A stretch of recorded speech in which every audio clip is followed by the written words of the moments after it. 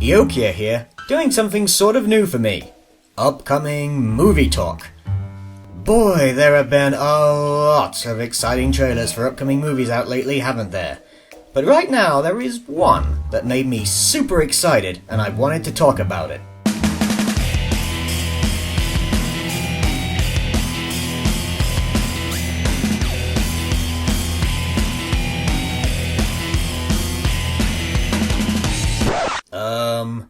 I said a trailer that made me excited, not the general movie-going audience.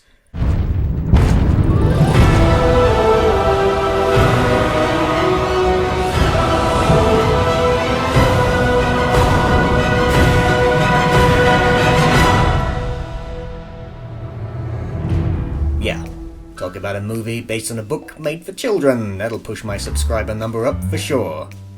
For those unaware, the BFG is not a reference to Doom, and seriously, that joke was old when Doom first came out. It's a book by Roald Dahl, best known for Charlie and the Chocolate Factory and James and the Giant Peach. The story is about a young girl named Sophie who is spirited away by a giant and taken to a magical land where she must help stop a clan of 9 man-eating giants from feasting on the unaware inhabitants of the human world. It's a simple bedtime story, easily read, but is timelessly imaginative. I never read the book as a child. In fact, I only sat down to listen to the audio version of the book recently. What I was exposed to as a child was the 1989 animated version made by the English animation group Cosgrove Studios. I cannot praise this movie enough. It's gorgeously animated, the sound design is mystical on a level that leaves me speechless even today, and the environments? Oh, just look at it!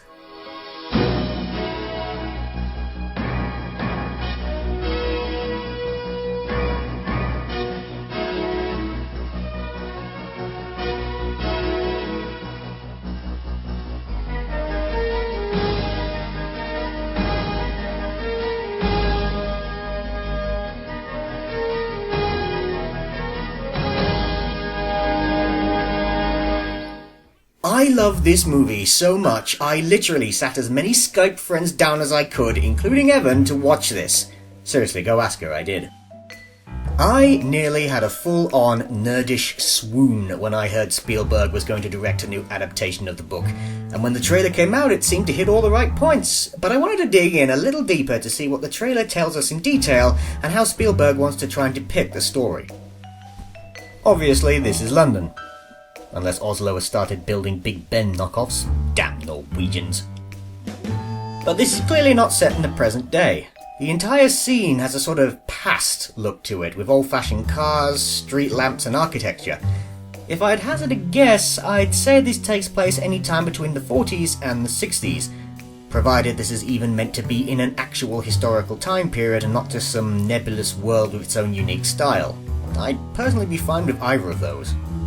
I'd heard complaints that the style is kind of Harry Potterish, and I'm not sure I entirely agree. There are more cobblestone streets in the UK than just Diagon Alley, you know.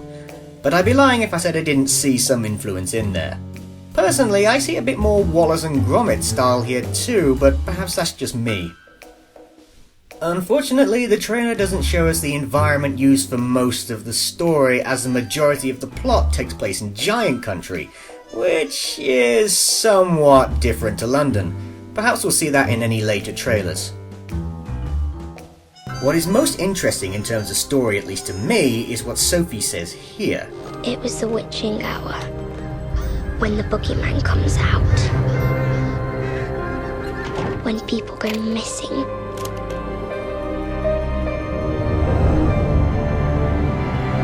This seems to suggest that the giant's taking of humans hasn't gone unnoticed, and that in this world, people have formed their own ideas and mythologies about what happens to those who disappear in the night. That kind of stuff always rubs me up the right way in stories. The BFG himself here is excellently done, and I love the idea of what appears to be a blend of CGI, green screen, and model sets, especially in this scene. I could not tell you where one technique leads off and another begins.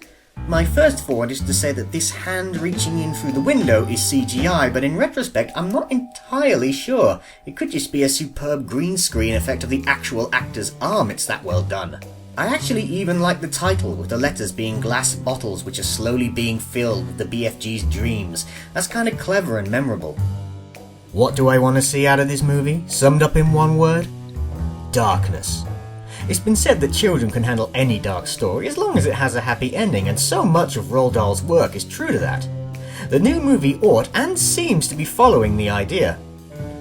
I just hope they do the Giants justice as well, because the Cosgrave animated movie's version of the Giants, especially the flesh lumpeter, scared the belligerence out of me as a child, and I want that familiar scare again.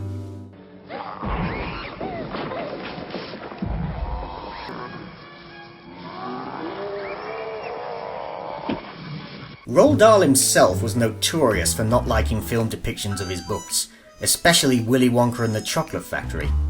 I couldn't find his opinion online about the 1989 movie, but he did like the TV movie Danny Champion of the World, which came out about the same time, so perhaps he liked both, it's a bit hard to say. I know he wouldn't have been fond of Tim Burton's... yeah. But perhaps Spielberg can make something the man who gave us whiz-popping can be proud of. I guess we gotta wait for more trailers and then the movie itself to find out. Whiz-pop, whiz-bang, feel the bombs go down. Whiz-bang, whiz-pop, bursting all around. Whiz-pop, whiz-bang, take it nice and slow. Use them as something, the fabulous feeling of whiz-popping wherever you go. You try it. No.